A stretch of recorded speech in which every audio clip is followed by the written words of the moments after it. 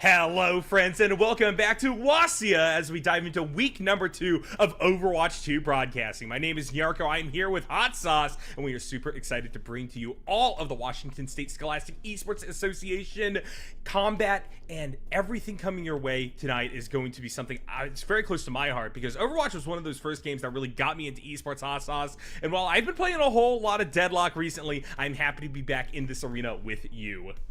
You know, I'm guilty of the deadlock addiction myself, but we had a great week 1 last week in Overwatch. It's been a lot of fun to kind of watch some of these teams go head-to-head. Today, we're going to see Selah, the Vikings, taking on Rogers, or the Pirates, so to speak. So excited for this one. Of course, that map pool starts with a hybrid, then an escort. We'll head on to control if we happen to get there, and if we need a tiebreaker, we would see some clash. So just excited to get this one underway. I know we got a lot of great teams throughout the entire WSSEA here in this 24-25 fall season. So certainly going to be a fun time tonight with you, Narco.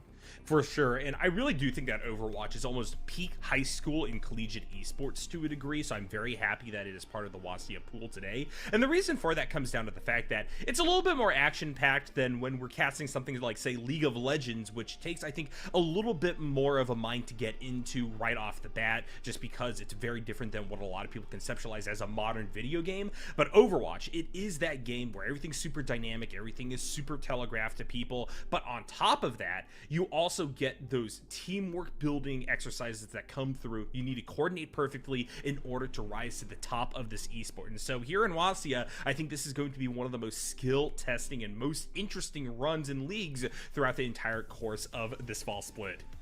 Yeah, you know, in League, sometimes it takes a little bit going. And when it comes to Overwatch, the calm before the storm is about that 10 seconds before that imaginary wall falls and they go head-to-head to it. So love to see them getting right into the action. I think my favorite thing, too, is kind of seeing what compositions that these teams go with. Because, you know, sometimes in the pro scene, you just see meta after meta after meta. Sometimes down here, you just kind of see what people are comfortable with, what they enjoy playing as well. So sometimes you get some really interesting compositions that might not be normal, but certainly works for some of these schools.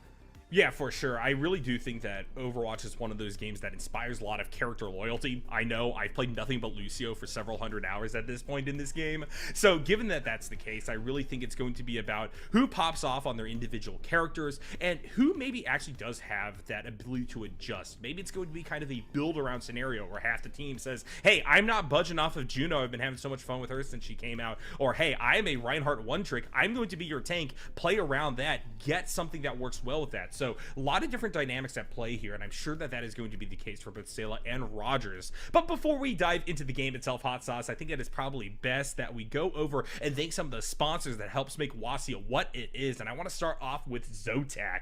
They power today's stream through incredible support, showcasing amazing talent throughout the entirety of Scholastic Esports. And we really got to appreciate Zotac Gaming for their unique ability to not only prop up the kinds of channels of esports that you see more commonly on Twitch and elsewhere, but also the fact that they are focusing on Scholastic Esports. High school and middle school esports is a rare thing in this day and age, and so we are very, very grateful that they're helping to empower this broadcast. To show some appreciation for Zotac Gaming, make sure to give them a shout out on social media. You can join their community on Discord, and don't forget, if you're posting about them, to use the hashtag #poweredbyZotac or ZotacUSA when you post.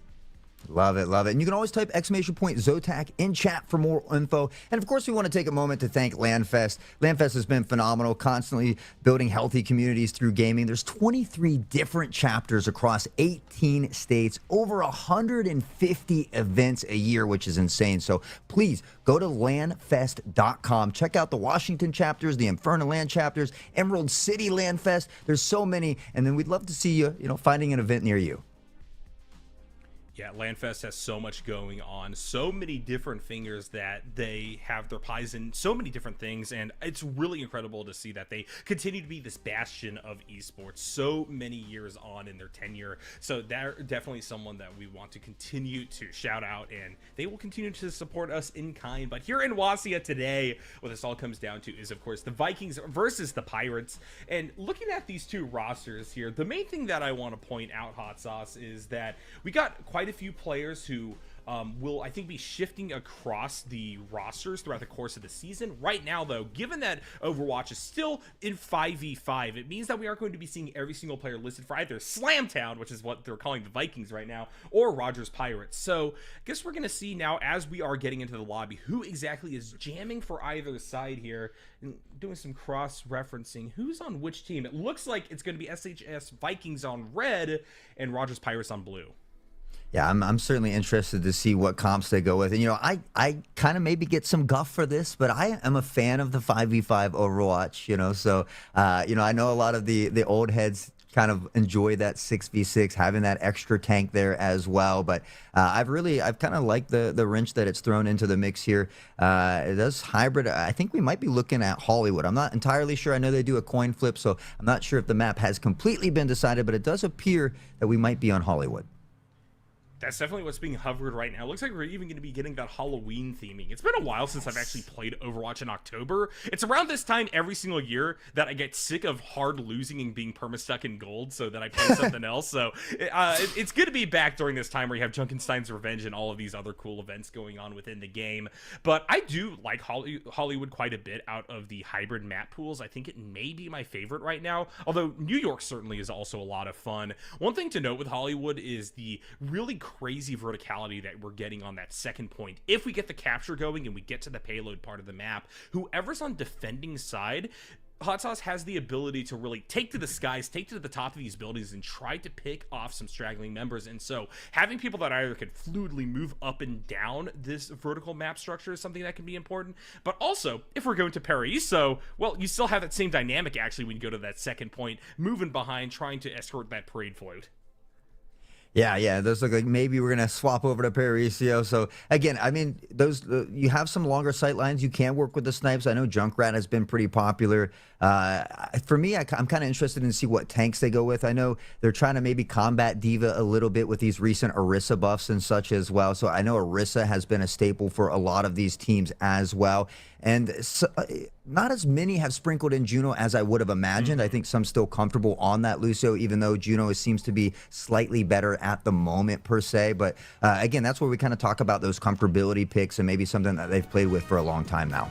Well, we are in fact going to Paraiso here for game number 1 here in week number 2 of Overwatch between Selah High School Vikings and Roger High School Pirates.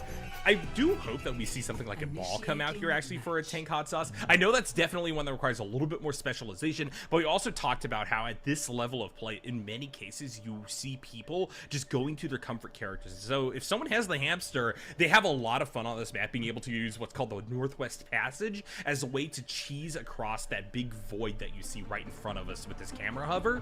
And by doing so, with that kind of mobility that you're given, you can attack from basically any angle. It's a very cool thing to see. I'm not a fan of the ball, and it's probably because I'm not very good with the ball, and they often mess me up. But it doesn't look like we're going to see that just today. It looks like Ramatra on the side of things. We do have a Juno over there as well. Reinhardt, a pretty brawly comp here on the side of, is it the Pirates in red? Is that correct? I believe that it is, in fact, the Pirates in red. Let me see here.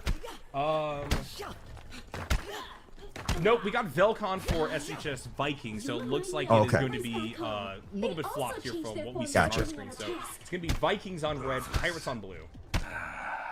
Thank you for the clarification. We appreciate you. As we get ready here, we can see him just breaking out those barriers for those nice clear shots. Just a few seconds here now before that wall falls, and of course they're going to have to work behind this Reinhardt shield, especially this first push here. We see a lot of teams, some teams kind of get cheat a little far forward, but I feel like it's not necessary. They have that longer spawn walk back when you stay closer to that point, and that's kind of what we're seeing here. I do like this call. It's a lot of patience coming out of the Vikings here. If you play on that first bridge up there, it's so easy for your entire team to collapse in an instant, and then it's very difficult for them to actually retreat to their current positions, which means that in many cases, while you can do a lot to just completely stonewall a team, as soon as you mess up one fight, and it could just be over on this first point. So given that that's the case, Pirates are going to play pretty far back here. That being said, Zeb already being picked off means that some of the range that they want to play with here is going to be off the table. Meanwhile, Ru is able to bring that firepower back in spades for Vikings, jumping off that Widowmaker. and we can see him peppering in shots now. The Genji from behind is going to be able to find one on the Karma. Ragu got the snipe there on the Juno as well, and with those 2 early picks here, I feel like they need to kind of regroup and find some time, but onto the point now, 4 of them. They should be able to capture this payload here. Well, sometimes even if you do play back your hot sauce, you will still end up collapsing. Great stuff out of the Vikings to speed run this first point. Love their coordination, love their play. One dynamic to look for here is what we're seeing out of the supports. We have Johnny Yakuza locking up my favorite, the Lucio here, but it's a Juno for either side now so far. It looks like Sane's been positioning slightly better as we are constantly seeing pickoffs befall the Pirates. Right now, it is Zeb down again, able to recover and come back up, and now everybody taken to these high vantage points like I was talking about. This could be the way that blue team is able to reverse their fortune. I think the problem is that Ramatra is up there as well, though, and there's really nobody kind of blocking this damage in the front line. Reinhardt just kind of having a free will to walk forward, and oh my god, this Genji is absolutely popping off. Troll will finally take out Reinhardt, and without the tank, we could see a little bit of success here from the Pirates. That being said, Lily Sorix already dead means that that is going to be a lot less sustained available on the push. Karma playing the Baptiste here can easily get harried if someone finds access into the backline, and Velcon has proven time and time again that they are that man, they are that assassin. Now we do see Reinhardt straight through the choke point, and unfortunately Ramatra without the big form cannot punch right back, so that's 3 dead now, and so the Vikings will continue their push. Now if they can get past this bridge, this is basically home free. Third point, a lot harder to contend with. Man, I see why they call him Slamtown now, just putting on the pressure, relentless, only having to use 2 ults there as well to win that fight. We see Ragu popping the ult here as well. Velcon has one on deck. Johnny not very far away from the Lucio ult out as well. So I feel like, you know, the Vikings have done a little bit better job on these ult management as well. Hear the sound cue. That is going to be Velcon popping the ult, looking for something with the Dragon Blade here, picking off 2 members with the assistance of their team. Pirates going to also lose Takashi Doc, so down to basically nobody. They are in fact going to give this point up, and now the question is, can they mount one last desperate defense to stop everything from falling apart? A full 4 minutes and 45 seconds on the clock for the final shove from the Vikings means that they're easily able to put up an almost unbeatable record here if Pirates can't find their footing. Yeah, I feel like they really haven't stumbled at all, been playing nearly flawless as they continue this push forward, and we need to see some type of stance here from the Pirates because they need to slow them down if they want to give themselves a fighting chance in that second half of this map. But we do see Ramatra has the Annihilation on deck, and I gotta say that's probably one of the most perfect names for that all because it can annihilate the competition. But we see Ragu, Zeb both finding trades back and forth. Karma's gonna find the tank here as well, and that could be the help that the Pirates need. Yeah, morphine time is down. That being said, they will have their ultimate available very soon after respawning, and the Reinhardt can make it back pretty quickly with the rocket boost. So let's see whether or not Blue Squad can completely jump on top of this payload and create a bulwark that the Vikings will struggle to get past. Good poke, good picks coming out from Takashi Daka and the like, and that is the start to something brilliant right there with multiple people dying. You're kind of getting this chaining style where Vikings cannot rally all 5 at once to push back upon the payload. Now, stuck back outside for the first time in a while. We're seeing sunlight here, getting the tan going. Widowmaker quite harried right now. Unfortunately, Zev was too worryingly low to actually be able to land a killing blow. Has to use the rewind for the time being. Ragu has their ultimate available again, but right now it is big ult ball for Pirates to continue to try to keep this hold. Lucio around the corner, gonna use the beat drop, trying to save morphine time for the time being. Ultimate already used by the Reinhardt. Not a whole lot of effect. It's going to be countered quite nicely by Troll Hunter popping the Annihilation to stop the rest of the red team from playing Smash Mouth right now. And look at the turnaround, able to knock down morphine time, but Lily Sorix and Karma are already dead, and with the worryingly low health bars coming through for the Pirates, they need to find a way to start rolling backwards and finding a new angle. Unfortunately, they will be denied that opportunity. Sane going to help land a killing blow for Slamtown. Now it's May still on top of this payload, preventing the push from going forward here, using the icicle to buy a bit of time. We're getting a swap now over to the Doomfist from morphine time to continue to play aggressive. Now on top of the May, one more melee will do you. They're gonna take them down, and with one final push between them and Glory with 3 members of Pirates dead, I think Vikings have one of this in the bag.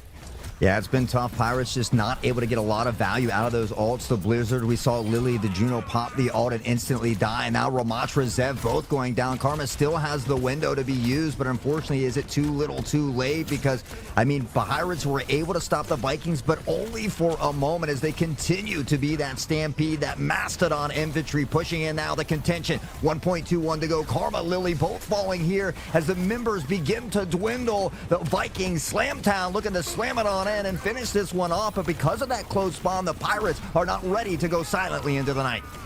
Troll Hunter 9 will fall though, and that'll be enough for that last 1.21 meter shove. And so Vikings take it with 1 minute 49 seconds on the clock. Certainly still tough to beat here, Hot Sauce, but compared to what we saw moving into that third point, you gotta hand it to the Pirates. They brought that back from the brink.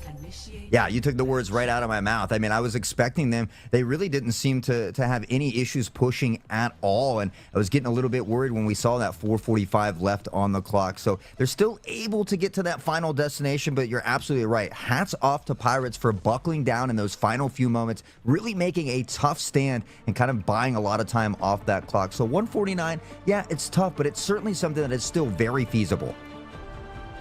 So now as we swap sides, and we will have the Vikings on attack. Question is, are they going to use a different strategy from what we saw out of the Pirates?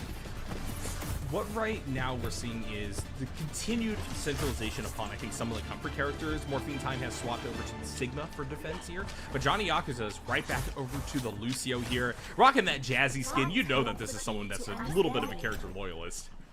Hey, well, I love to see it as we get ready to set up and prepare for these defenses. It'll be interesting to see if they opt to go with that same strategy that the opposing team did, or if they're going to get a little far forward here as we see them breaking some of those barriers, kind of getting set up, and it does appear that they might be playing from this bridge here. The swap to Sigma as well, which I personally love.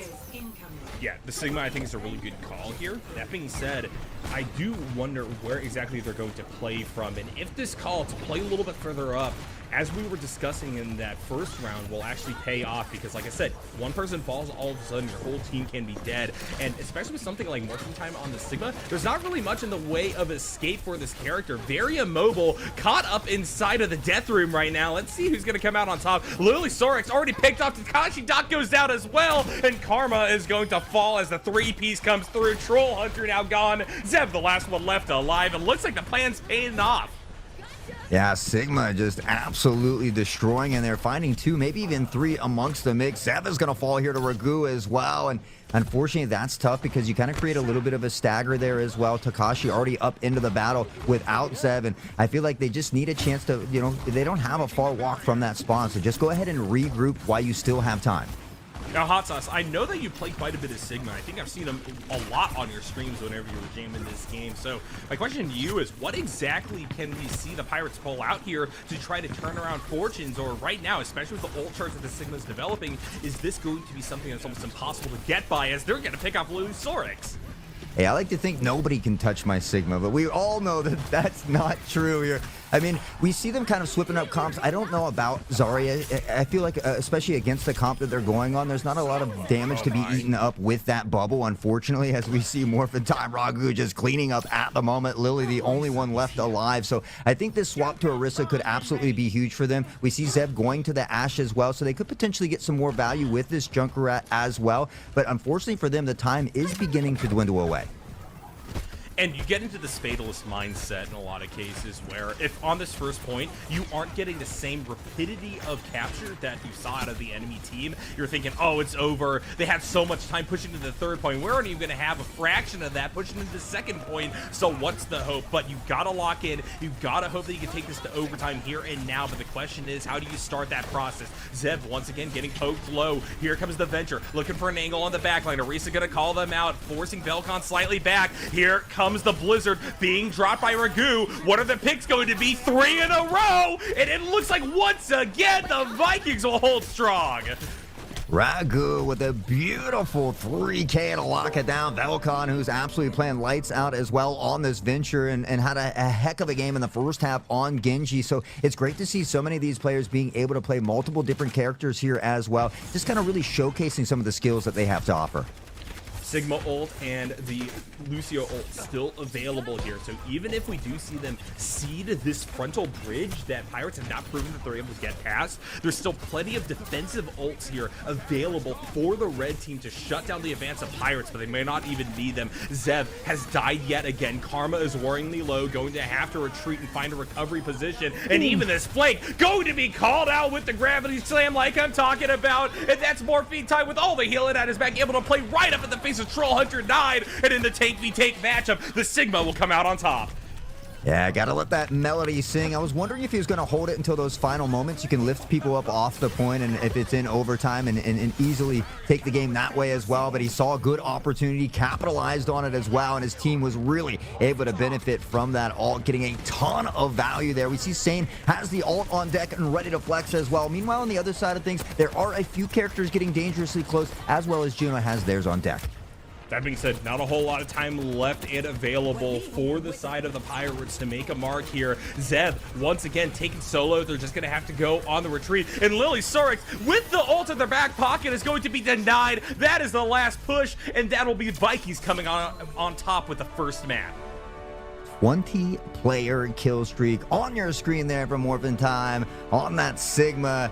And what a performance by this crew here. Play of the game, Ragu, most likely coming off that Blizzard. Yeah, let's see if that's in fact what it's going to be. Yep, already dropped, and you see how much space control in a tight choke point like that this ultimate provides. I wouldn't be surprised if we see them return to this May for future maps. Oh, absolutely devastating. I mean, they show you they have the ability to be up in your face to slow those tank downs, but at the same time, just snipe with that right click from a distance, finding huge picks. And again, I think, you know, Slamtown, they just had a lot more value out of their ults as well. It seemed like almost every time they were getting great value. Meanwhile, on the Pirate side, they were kind of maybe holding on to them a little bit too long, waiting for that right opportunity. We saw them often dying with 3 or 4 ults and having to come back. So I think just some minute adjustments from the Pirates can certainly turn things around. They're still certainly capable of taking Escort away from them.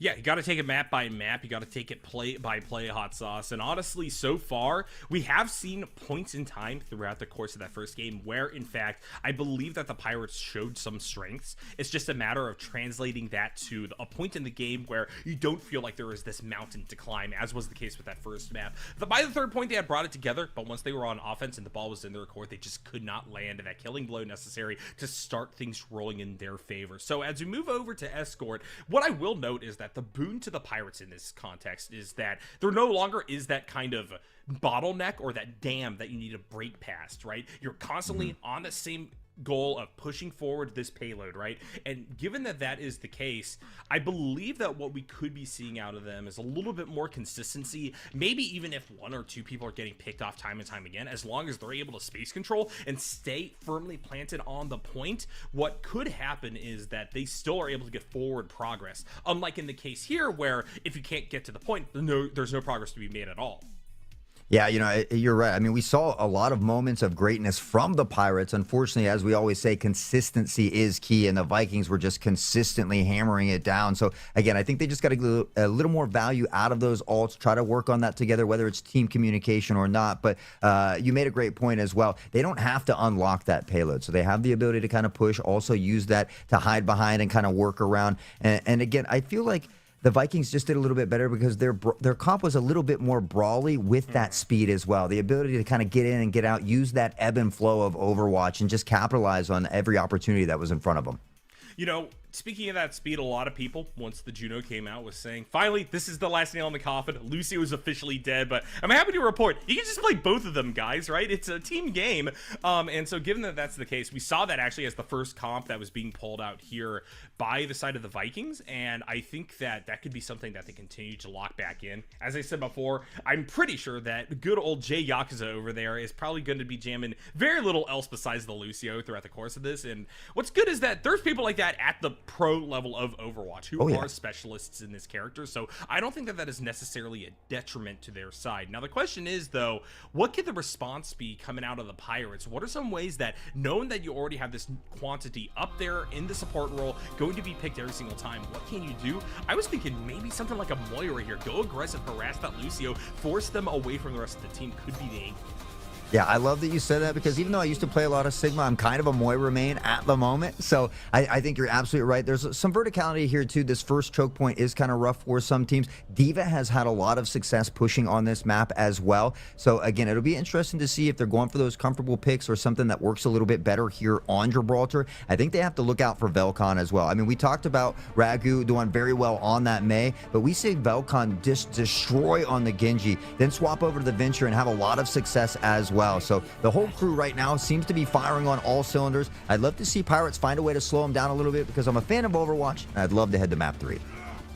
Well, Hot Sauce, one thing to note is that we are actually getting a little bit of a roster swap here on the side of the Vikings. They're actually taking my Lucio main away from me, so I won't be able to cast my favorite character. Instead, they say, Ruby, get in there. You play a wider champion pool. That's what we need right now. We're going to put you on the Life Weaver, which is interesting to see alongside the Brigitte, two main healers, I believe. Not a whole lot of burst healing is a way to get people out of real sticky situations outside of Life Weaver yanks. So that could be something that we see the side of the Pirates try to exploit.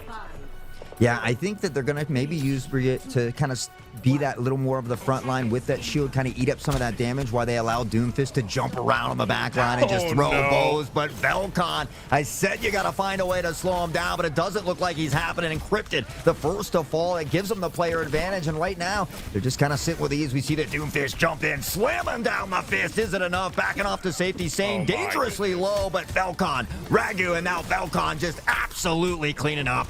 Full head of steam for the Vikings coming off of that first map, and they want to show utter domination for a second time running here on defense. That was a heartbreaking way to start things. Encrypted trying to go for the cheese. Velcon right on top of them, bogarts them into the corner and beats the Reaper down. Takashi Doc dead as well. Staggered formation for the blue squad means that you're going to continue to see Vikings take to the sky up here in the rafters, looking for one more angle. So deep of a pusher from the Pirates could come back to bite them as they're all currently in this room, but that does look like an angle by which, while this is happening, the payload is actually now under the bridge.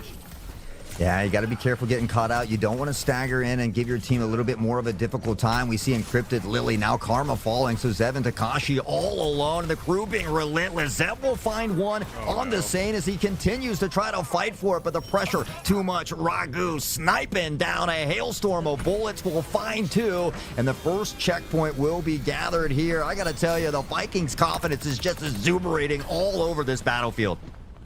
Exuberating all over the battlefield. I got to use that verb a little bit more often here, Hot Sauce, because it is perfectly defining what's happening right now. We saw a 4-minute, 45-second timer going into the third point in that first game. Now we're seeing a 4-minute, 55-second timer moving on to the second point for the second game. And so given that that is the case right now, I really think that Vikings have so much lag time to play with, and I don't even think they're going to necessarily need it. Once again, it's Lily Sorix dying early on in a fight. This Kiriko needs to play deeper into the backline, but Velcon could still harry them off of these crucial points. Meanwhile, while that is happening, Ragu is going to get picked, and now that's both DPSs dead, so a bit of breathing room brought back for the Pirates. The question is, what are they going to do with it?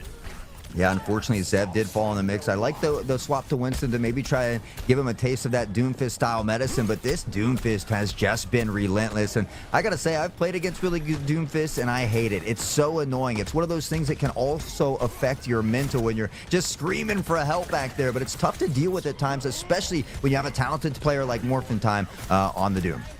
Only good thing right now for the Pirates regarding that Doomfist is that they aren't playing a map where there's a whole lot of cliffs here on the second point. You're just stuck in the warehouse, but you see whether or not that's even going to trip a Morphine Time. I don't think that they need the cliffs to get the kills. That's 3 members dead. Here comes the orbital bombardment being dropped down. Still not enough. Lily, Sorix, Takashi, Doc, and Zev all dead, and they're only going to trade it back for Ruby TK56 on the side of the Vikings, and so the red side push will continue in earnest. Encrypted will swap to the Junker Rat here and look to get a little more value. Lily dangerously close with that Kitsune rush as well, so maybe they can work off the back of some of these alts, but it's easier said than done because the Vikings have been playing absolutely lights out here as they continue to push this payload. The contention will come in right at the end. Winston has the ult here as well. Not sure if he's going to want to utilize it yet because Ragu, Velcon both finding picks. Karma does get a trade in the mix, but I think the damage has been done, unfortunately. They're going to try to fight this one out on the point. The tree will come up as well, but Velcon doing some damage. Ruby in the background here as well. Winston just throwing fists. Doomfist jumping around and kind of biting Winston off of that payload, so the contention will stop and the second checkpoint will be grabbed. Yeah, and Zev just unfortunately wasn't able to get a whole lot of value out of their ult because the rest of their team was wilting and falling beside them. You look at the comparative power of the Death Ball when you have something like Tree of Life available, and there's just not really a way for the Pirates to answer back. They don't have the tools necessary to do much more than delay the inevitable. And once again, we are ticking back above that 4-minute mark for the final push here. It's going to take a miracle, I think, at this point for the Pirates to stabilize. And if they can't do it here, Hot Sauce, you talked about what's at stake here. This is absolutely going to be a possible 2-0 in the cards for the Vikings, particularly if they're just going to slam multiple people inside of a choke point. As now it is Morphing Time looking for one more. Encrypted gets the lucky trap off. Morphing Time still able to hop away. Yeah, Slamtown looking to slam it on home. The Meteor Strike will come down and find Takashi as well. We can see the grenades being lobbed in, but Morphin Time will pick up on the tank as well. And without those key members, it's going to spell trouble for the Pirates. It doesn't seem like the Vikings have stumbled at all on this push, playing nearly flawless for the entirety of these rounds so far. And look at how deep Belcon is willing to go, particularly with the Life Weaver yoink at their back.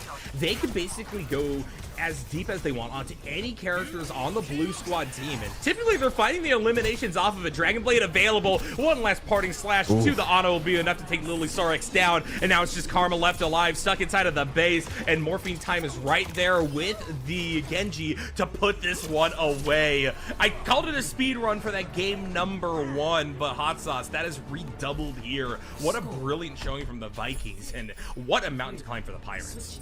Yeah, talk about a speed run. I mean, they just don't miss a beat, literally. And you know, unfortunately for the Pirates, it's been a tough show, but they're doing a good job of, you know, trying to keep that good middle, trying to buckle down and battle through. We saw some good swaps coming out from them as well, just trying different things to see if something else would work. But unfortunately, they just haven't been able to crack this vault that has been Slamtown. And I actually don't know if, given my experience in this game, I could give you a very quick and concise explanation as to how to beat the Vikings. They got kind of a watertight game plan here. Morphing Time buys so much space. You think he's Walt Disney trying to purchase the Disney swamp, right? Like, it's crazy out there. And now we're seeing that swap right back to his defensive side of the Champion Ocean that he's showing here, grabbing the Sigma now, and we saw him basically put a complete stop on any forward momentum there in game number 1 with this character. Let's see what happens the second time round. Yeah, from the Brawly Doomfist now to the Sigma, certainly just showcasing all the skills of the different characters they can play. Ragu back on the Widow here. Velcon certainly extremely comfortable on the Genji, and I think you nailed it. Just feeling extra comfortable with that Life Weaver in the background, able to just snatch him on back home. Of course, saying on the Ana here as well. And you know, I don't know if they know they picked Roadhog, but this is certainly a great pick for Sane as well.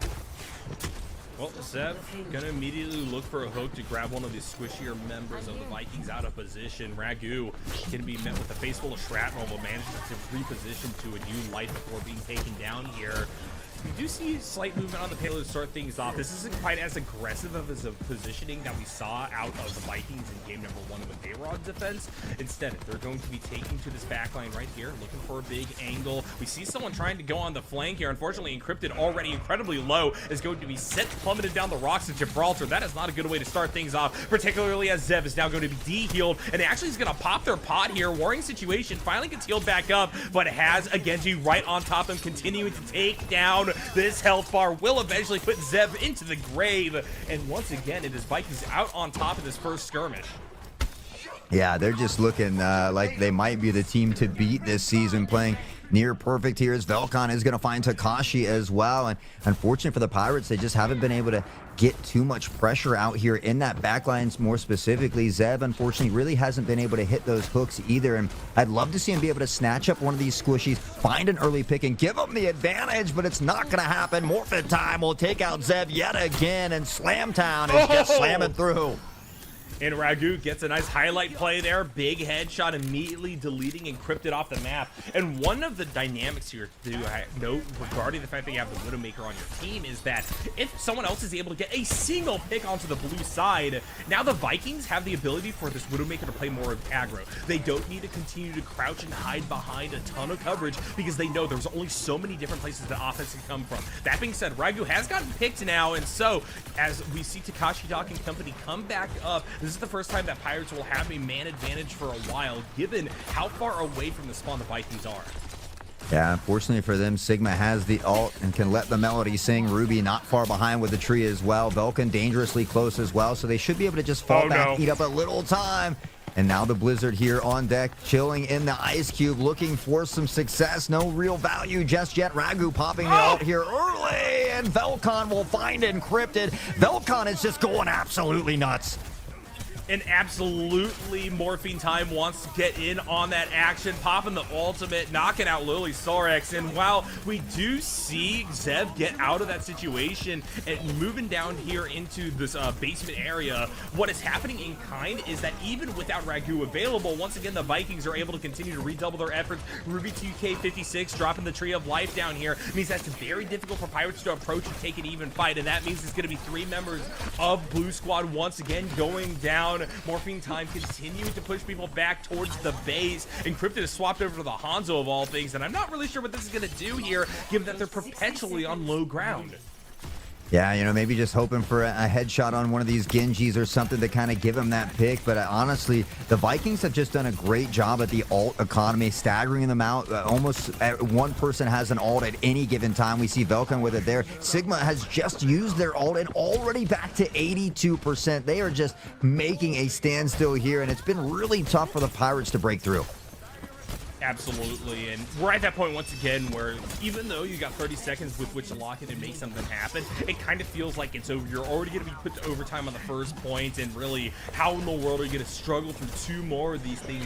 And that's barring a win here. Let's see if they can do it. Multiple ults available now for the side of the Pirates. 60 seconds on the clock, though, and unfortunately, Zev and Lily Sarks have been taken down for what I believe to be the last time. Takashi Doc going to follow, and I'm going to call it here, Hot Sauce. 5 seconds on the clock. The Vikings have taken it 2-0. Yeah, unfortunately, the whole hog will just never get to come out. Velkan up in the face again, just keeping them at bay. And with that, Slamtown will take it 2-0 fashion. And just what a phenomenal performance by the Vikings. You know, Hot Sauce, I was going to say, the name Slamtown, I don't know, that's a bit presumptuous. What's going to happen if you get slammed? But clearly, that is a question that will not be answered this week. What utter domination coming out of the SHS Vikings as they take down the Rogers Pirates. Yeah, you know, and that's the thing. Like, we saw a lot of moments of greatness from the Pirates. Unfortunately, things didn't go their way, but that's what's great about VOD review. You can kind of go back as a team, sit down as a cohesive unit, and just check over what happened. What did we do wrong here? What could we do differently maybe to change the outcome of some of these fights? Was it bad positioning? Was it bad ult economy? You know, and so I think VOD review could go a long way for the Pirates. I expect them to come out even hungrier next week to bounce back from this, but if I'm the other teams in this league, I'm taking note of Slamtown. I'm looking at what they're doing, and I'm trying to figure out, how do I combat this? Yeah, I'm not exactly sure what the answer is. I think that in a lot of cases here it was unfortunately just a matter of mechanics overriding any possible game plan you could have if you as players are just less practiced in the game of Overwatch, Hot Sauce. And so given that that is the case, I'm really hoping that we got some Titans waiting in the wings here in Wasia that'll be able to take it to the likes of Slamtown here and really bring us some incredible matches as we forge deeper on in the season. Yeah, you know, and I think that's another fun part about watching these teams throughout the regular season as well, is because a lot of these teams you really get to see to grow and develop that team synergy as week in and week out goes on, and they prepare for that postseason run as well. So I like to think it's not the last we're going to see of the Pirates. I like to believe that they're going to bounce back. They had a lot of good compositions, but again, I felt like there were just times where they were staggering out a little bit, not getting as much value from the ults as they wanted. But, you know, those things do happen from time to time. Yeah, Hot Sauce, you think about this from the student's perspective, right? We're in the middle of the beginning of this high school year, in a way. You know, you just got back to school about a month ago or so, and now you're saying, hey, go play and represent your school at a national level on a national broadcast for a game like Overwatch. This is not exactly something that a lot of people are going into high school thinking that they're going to do. I think maybe shifting a little bit more now as esports is getting more accepted, and Wasia is a huge part about that, right? But I can tell you, back in my day, I wouldn't have even thought that this was a possibility, and therefore if someone told me, hey, get in there, show your Lucio off to the world, I'd be a little bit nervous. But clearly I think the Vikings have overcome that, and Pirates are well on their way to doing so as well, you know, and balancing that alongside all their schoolwork and personal stuff, it's very impressive what they showed here today. Yeah, I couldn't agree with you more. It makes me that much more excited to see how things pan out through the rest of the regular season. I was hoping for a little more Overwatch, Unfortunately, that is going to be all for us today. A huge shout out to Nyarko here. You can see the tag below the names as well. We'd love for you to come check us out. Special thanks to Zotek as well, and Landfest, of course. We'd like to take a moment to thank everybody behind the scenes as well here. Taylor helping us run a smooth show. And we certainly want to thank each and every one of you at home, whether it's the teachers, the parents, the students. None of this would be possible without you. So we certainly appreciate you guys showing up, showing out, and showing your support. But that will be all for us today. We hope to see you back here tomorrow at 4 p.m. Pacific for some Street Fighter 6. Take care and have a wonderful evening, everyone.